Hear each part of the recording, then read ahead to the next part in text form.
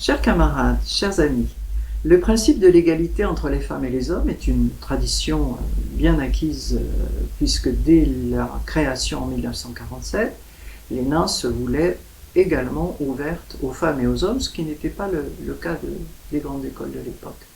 Et l'INSP, bien évidemment, a repris ce principe en l'amplifiant, puisqu'elle met l'accent sur la diversification de l'accès aux concours et aux emplois publics. C'est donc un principe bien acquis pour lequel la Confédération m'a demandé de mettre en lumière les réalisations concrètes, notamment à travers les parcours professionnels de femmes dont on dit volontiers aujourd'hui qu'elles ont un profil et une carrière inspirante.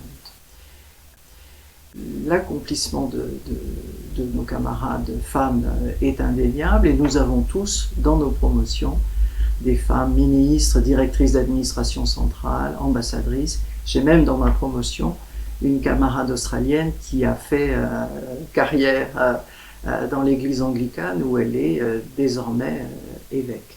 Donc c'est dire que malgré les obstacles indéniables liés notamment aux stéréotypes de genre, les femmes élèves françaises ou étrangères de l'ENA n'ont eu qu'à se féliciter de leur parcours dans cette école qui leur a donné une légitimité pour mener ensuite leur carrière publique. C'est donc pour moi un vrai bonheur de mener cette mission puisqu'il me donne l'occasion de rencontrer des femmes absolument remarquables. Dans les entretiens que je mène avec elles, je vois la diversité de leurs points de vue et l'apport qu'elles peuvent donner au service public par leur éclairage souvent particulier.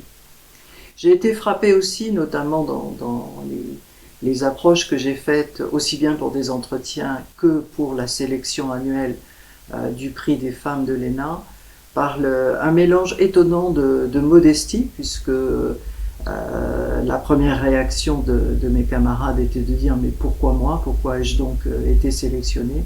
Je n'ai rien d'exceptionnel. » Donc de modestie, mais aussi de bravoure, parce que leur parcours montrait qu'elles avaient souvent quelque chose d'absolument exceptionnel.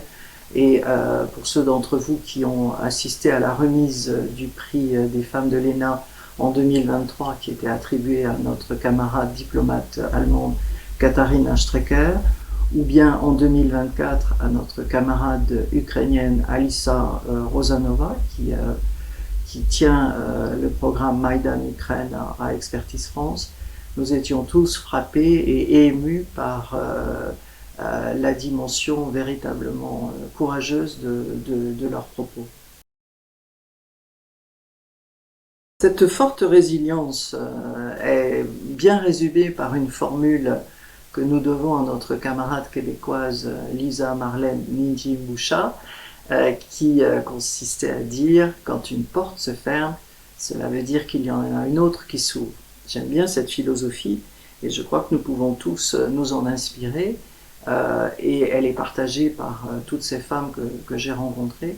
Je crois qu'elles peuvent apporter à la Confédération et aux associations étrangères que vous présidez un élément de visibilité et de renom international qu'il ne faut pas négliger. Vous avez tous dans vos associations des femmes remarquables. N'hésitez pas à les mettre en avant, à les promouvoir.